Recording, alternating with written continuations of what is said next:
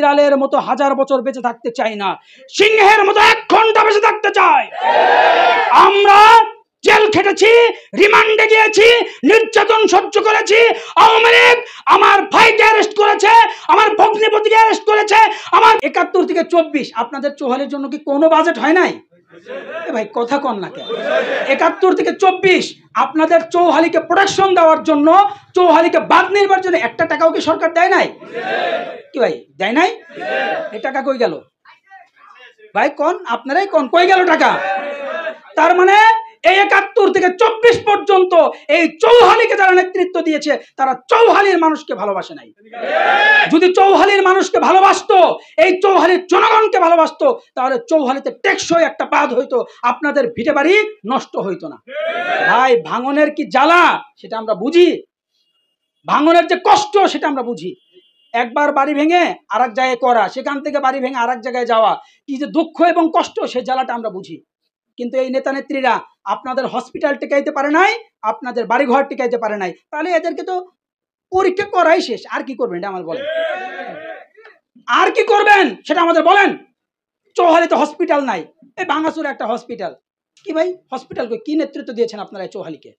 আমার এটা প্রশ্ন। চৌহালিতে হাজার হাজার বেকার রয়েছে, তাদের কর্মসংস্থানের জন্য কি করেছেন এটা আমাদের প্রশ্ন। প্রিয় ভাইরা আমার, এই চৌহালি হলো কৃষিকাজের জন্য সবচেয়ে উল্লেখযোগ্য একটা ক্ষেত্র। আপনাদের কি কৃষি ক্ষেত্রে যে যন্ত্রপাতি এটা আধুনিক না সেই বাপদাদার আমলে যা ছিল তাই? আমি তো পৃথিবীর প্রায় হাফ ডজনের উপরে রাষ্ট্রে আমি সফর করেছি। চায়না বলেন, কাতার বলেন, দুবাই বলেন, বাহরাইন বলেন, বিভিন্ন রাষ্ট্রে আমি গিয়েছি। তাদের দেশের কৃষিকাজ করার যে যন্ত্রপাতি তার ধারে কাছেও আমার নাই। তাহলে কি হয়েছে, কি করেছে এই 54 বছর? আপনাদের রক্ত চুষে খেয়েছে। আপনি মনে করেন যে সরকার চালায়, আমার কি কাম, আমি তো কোনো টাকা পয়সা দেই না। আরে ভাই আপনি যে বিস্কিটটা কিনে খাইছেন ওইটাতেও 16% ভ্যাট দিয়েছেন। আপনার এই ভ্যাটের টাকা দিয়ে এমপি মন্ত্রীরা পতাকা লাগায় পথ করে ওরে। টাকা আপনার, টাকা কার? টাকা আমার, টাকা আপনার। আপনার টাকা নিয়ে তারা পথ করে যায়, এসি রুমে বাতাস খাচ্ছে, কিন্তু আপনাকে নিয়ে তারা চিন্তা করে না। প্রিয় ভাইরা আমার, আপনারা কি নিরবিচ্ছিন্ন 24 ঘন্টা বিদ্যুৎ পান চৌহালিবাসী? আছে? তাহলে কি দিয়েছে 71 থেকে 24 এই চৌহালিতে আপনাদের সাবেক নেতা নেত্রীরা কি দিয়েছে বলেন?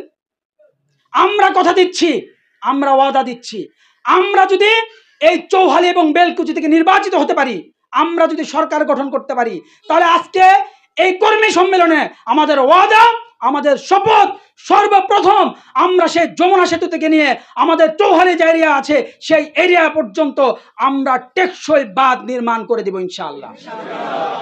প্রিয় ভাইরা আমার, এটা সহজ সিস্টেম। আমরা যে ইউরোপ কান্ট্রিগুলো দেখি না, দুই পাশেই তো নদী। আপনারা ওই যে ইউরোপের লন্ডনের ব্রিজ দেখেন না, দুই পাশেই নদী না? ভাঙে? প্রতিদিন ভাঙে? ভাই কতক্ষণ ভাঙে? নাকি তারা উন্নয়ন করেছে? এই যে এইখান থেকে নিয়ে ইনাদপুর ঘাট কয়েক কিলোমিটার, 1.5 ঘন্টা আসতে লাগে। যদি আমরা যমুনা থেকে নিয়ে যদি ড্রেজিং করে দেই, খনন করে দেই, যেটা আমাদের ভাটি থেকে যে পানিগুলো আসবে, যদি যাওয়ার যদি নির্দিষ্ট রাস্তা পায়, তাহলে কি আর দুই পাশ ভাঙবে?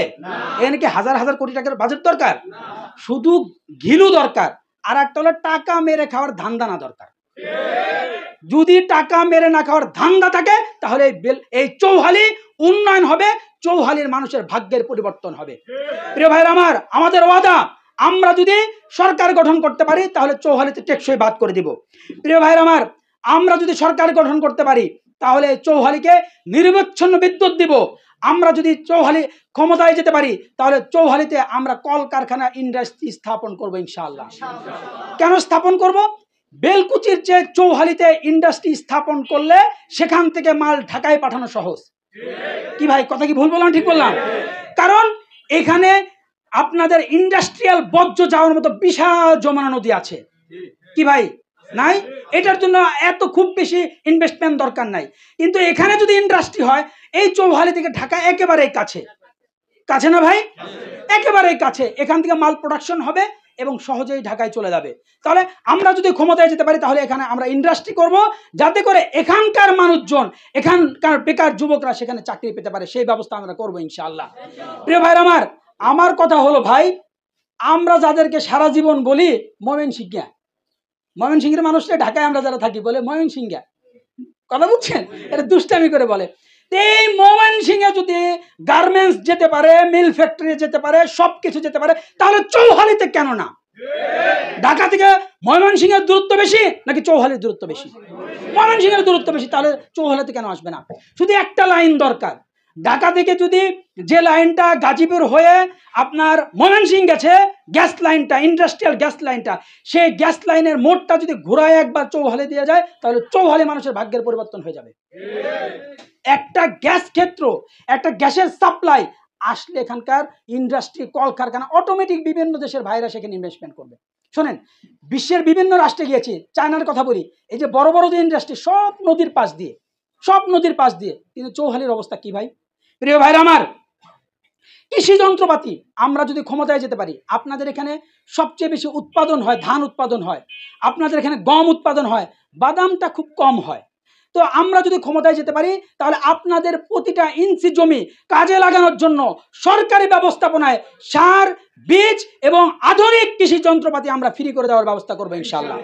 প্রিয় ভাইরা আমার, এই চৌহালি মানুষের অসংখ্য অশিক্ষিত মানুষ রয়েছে, অসংখ্য ভাইরা টাকার অভাবে তার ছেলে মেয়েদের পড়াশোনা করাতে পারে না। আমরা যদি সরকার গঠন করতে পারি, এখানে কর্মমুখী শিক্ষা ব্যবস্থার জন্য আমরা কারিগরি শিক্ষা ব্যবস্থার জন্য একটা ইনস্টিটিউট তৈরি করবো ইনশাল্লাহ, যাতে এখান থেকে প্রশিক্ষণ দিয়ে এখানেই চাকরি করতে পারে, অথবা এখান থেকে প্রশিক্ষণ দিয়ে তারা বিদেশে গিয়ে বাংলাদেশের জন্য রেমিটেন্স অর্জন করে বাংলাদেশে পাঠাতে পারে, সেই আমরা ব্যবস্থা করবো ইনশাল্লাহ।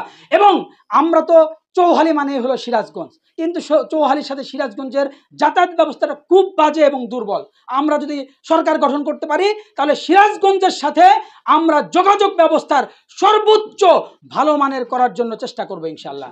প্রিয় ভাইয়ের আমার, আমরা ওয়াদা দিচ্ছি, আমরা যদি সরকার গঠন করতে পারি, আপনারা যদি আমাদেরকে ভোট দেন, তাহলে আমরা আমাদের রাস্তার জন্য যে বাজেট আসবে, আমাদের ব্রিজের জন্য যে বাজেট আসবে, আমাদের বেড়িবাঁধের জন্য যে বাজেট আসবে, প্রত্যেকটা বাজেট কত টাকা আসলো এবং খরচের পরে কত টাকা বেঁচে আছে, টোটাল হিসাবটা সরকারিভাবে আমরা ঘোষণা দেব এবং এখান থেকে একটা টাকাও চুরি হবে না ইনশাআল্লাহ।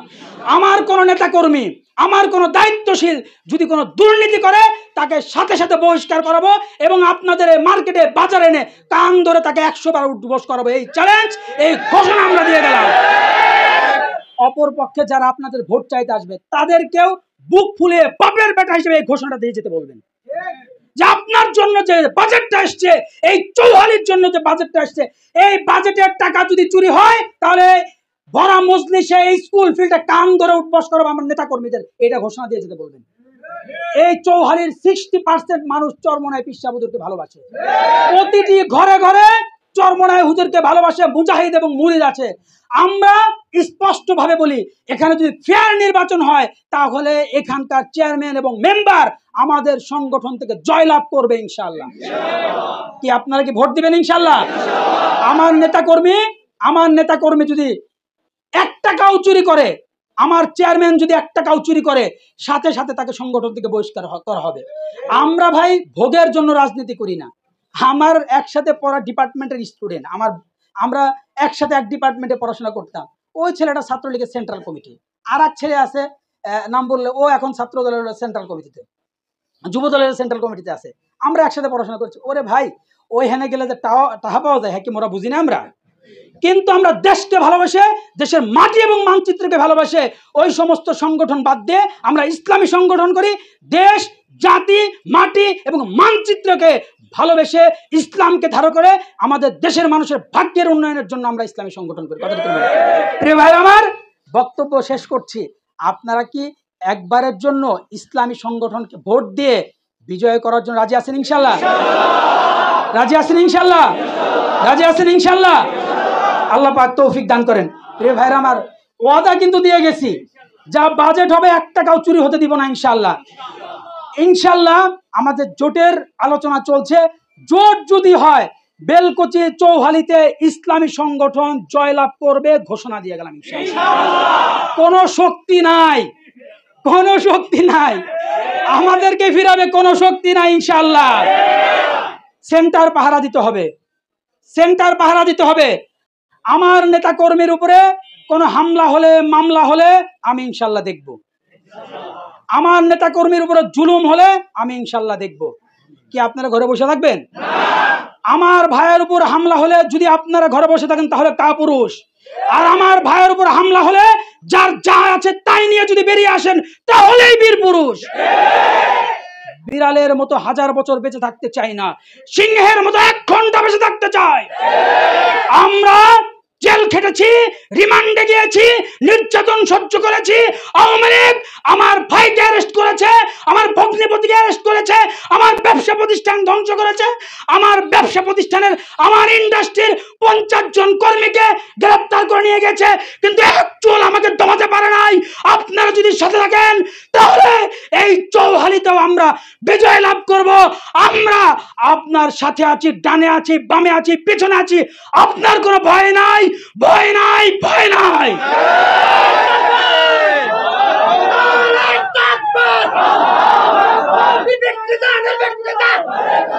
প্রিয় ভাই, প্রিয় ভাইয়ের আমার, প্রিয় ভাইয়ের আমার, ভাই বসেন। প্রিয় ভাইয়ের আমার শোনেন, এই মারপিট দেখায়া আমাকে কিছু করতে পারবেন না। যাদের জন্মই হয়েছে মৃত্যুর জন্য তাদের এইসব ড্যাম কেয়ার কি ভাই, ঠিক আছে? আমি বেলকুচির সন্তান, বেলকুচির মঞ্চে তার এই স্পষ্ট বুক ফুলে কথা বলি। সেই মমিন মন্ডলের সময় বলেছি, লতিফ বিশ্বাসের সময় বলেছে, কিচ্ছু করতে পারে নাই। আপনারাও এমন কিছু হন নাই যে কিছু করে ফেলবেন। আমার কোন নেতা কর্মীকে যদি অন্যায়ভাবে, আমি যেটা বলেছি ভদ্র ভাষায় বক্তব্য দেওয়ার জন্য, কিন্তু অন্যায়ভাবে যদি কোনো কিছু পরবর্তীতে করার চেষ্টা করেন তাহলে আমি বিষয়টা দেখব, আমি সিরিয়াস ভাবে দেখব। অতএব আপনাদের ভয় নাই। কি ভাই, সাহাবা রাদিয়াল্লাহু তাআলার ইতিহাস কি, ঐতিহ্য কি? ঐতিহ্য হলো যে এক ভাই আর এক ভাইকে দিল দিয়ে ভালোবাসে। আপনাদেরকে নিয়ে আসছি, কারো টাকা দিছি আমরা?